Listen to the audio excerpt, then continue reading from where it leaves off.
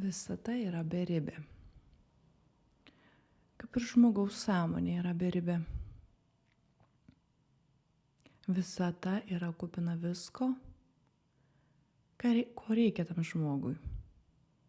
Visata neatskleidžia tiesos jokios, kuri nebūtų reikalinga pačiam žmogui.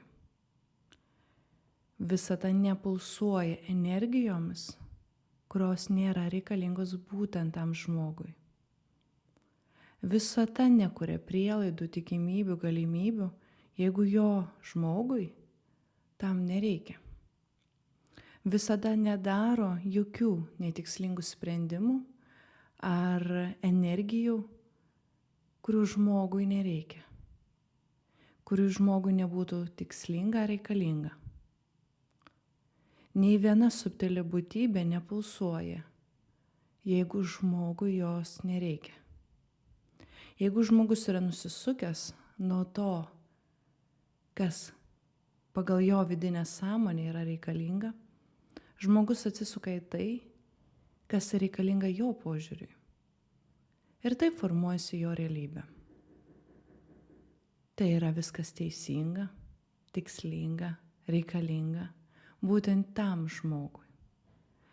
Bet kada žmogus paklausia, o kas dar gali būti, ir galbūt jo suvokiama visata ir jo realybė yra didesnė, galbūt kitokesnė, galbūt kupina kitokių minčių, kitokių pojūčių ar jausmų ir patyrimų. Tada visata atsiveria. Atsiveria vien todėl, kad žmogui tai tapo reikalinga. Žmogui tai tapo tikslinga ir žmogus nori ją pažinti.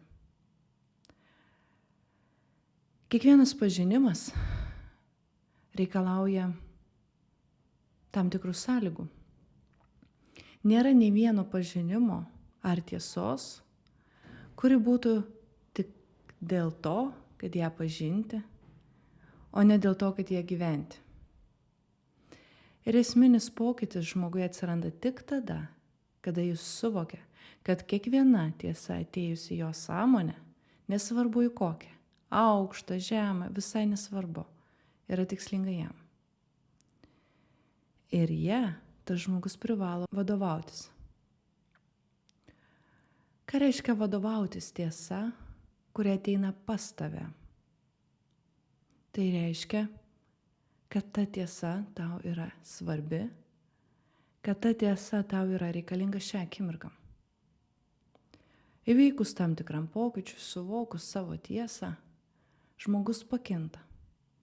Pakinta, jo tiesa išsisklaido kaip įgyvendinta materija, kaip sukurtas veiksmas ar pažanga. Pas ją ateina kita tiesa. Kitas visatos suvokimas, kita pulsacija ir kitas vibracijos dažnis. Jeigu žmogus nuoširdžiai siekia pažangos ir virsmo, jis susitelks į savo aukštesnę sąmonę, nes natūralu, kad aukštesnė sąmonė išskleis teigimesnę vibraciją, natūralesnį grožį, švelnumą, galbūt tikslingumą ir kryptingumą, o gal netgi ir tam tikrą griežtumą, saugumą, tvirtumą. Išskleis tą, kas reikalinga tam žmogui. Ir jeigu šiandieną žmoguje yra per daug švelnumo, jausmingumo, greičiausiai aktyvinsis jam gilus suvokimas, mąstymo kriterijai, minčių įžvalgumas. Jeigu pas žmogų yra stiprus mąstymo modelis, greičiausiai jį pasieks subtilios formos, kurios pajudins jo būseną, pojūtį, kad jis gebėtų laviruoti tarp to, ką jaučia ir mąsto. Visa ko darna yra svarbiausia. Visa ko harmonija yra svarbiausia žmogui. Ir nesvarbu, ar tu gyveni mažoj visatoj, ar dideliai visatoj, tu gyveni savo visatoj. Todėl pažinti ją, siekti, suvokti ir patirti yra labai svarbu. Svarbu ne tuom, kuom tu parodysi kitam, papasakosi kitam, bet svarbu tuom, kuom tu patirsi, kuom tu patikėsi. Ir pas tave gali išsiskleisti įdomiausios įžvalgos, giliausios mintis ir pojūčiai. Gali pamatyti, kaip kuriasi kiti dėsniai, principai, mintis, sėkmė ar nesėkmė. Kaip kinta tavo, kaip žmogaus evoliucija. Ir nuo pat mažiausio iki pat giliausio ar stambiausio apmąstymo žmogus gali patirti. Jokia riba žmogui nėra nustatyta. Yra tik tam tikros sąlygos. Nei viena subtili būtybė ar kosminė sąmonė ar absoliuto ar kūrėjo laukas nesieks ir niekada nepažeis žmogaus. Nepažeis jo psichikos, emocijos. Tai vyksta absoliučioje darnoje. Bet žinoma, žmogus suvokęs, kad jo niekas nesužeis, jis gali atsiverti tam ir eiti drąsiai į šį pažinimą. Į pažinimą savo naujos visatos, savo naujos gyvensenos, savo naujų įžvalgų, naujų savybių ir elgsenos. Šiandieną aš tuom gyvenu.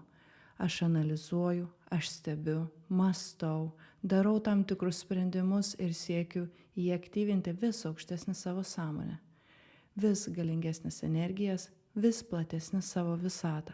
Ar tai skirta jums? Nemanau. Tai skirta man, mano realybės suvokimui, mano mąstymo kampui, mano sąmonės kaip pažangos, kaip materijos kūrybinės išraiškos matymui. Ir tavo visata atsivers. Atsivers tada, kada tu pakelsi akis į ją. Kada tu paklausi, o kas mano erdvėj yra šiandieną? Kas šiandieną yra svarbiausia ir tikslingiausia man? Ne mano ego, ne mano lūkesčiams ir troškimams. Šitie neveikia šioje visatoje. Nes visata nori egzistuoti, nori augti ir būti pažangi. Ir nei vienas tavo lūkestis ar troškimas neveda į pažangą ir augimą. Todėl teks to atsisakyti, būti atviram ir nuogam prieš savo visatą. Sutelkti dėmesį į tai, ką nori matyti joje. Ką sieki pažinti, ką sieki jį aktyvinti. Tik būk atsargus. Tavo norai pildysis. Tavo mintis realizuosis, tavo žodis kurs, tavo jausmas kurs mintį, kurs situaciją, kurs aplinką, kurs būseną tavo. Būk atsakingas. Būk atsakingas ir žingeidus. Tai negrasinimas ir jokių būdų nėra įspėjimas.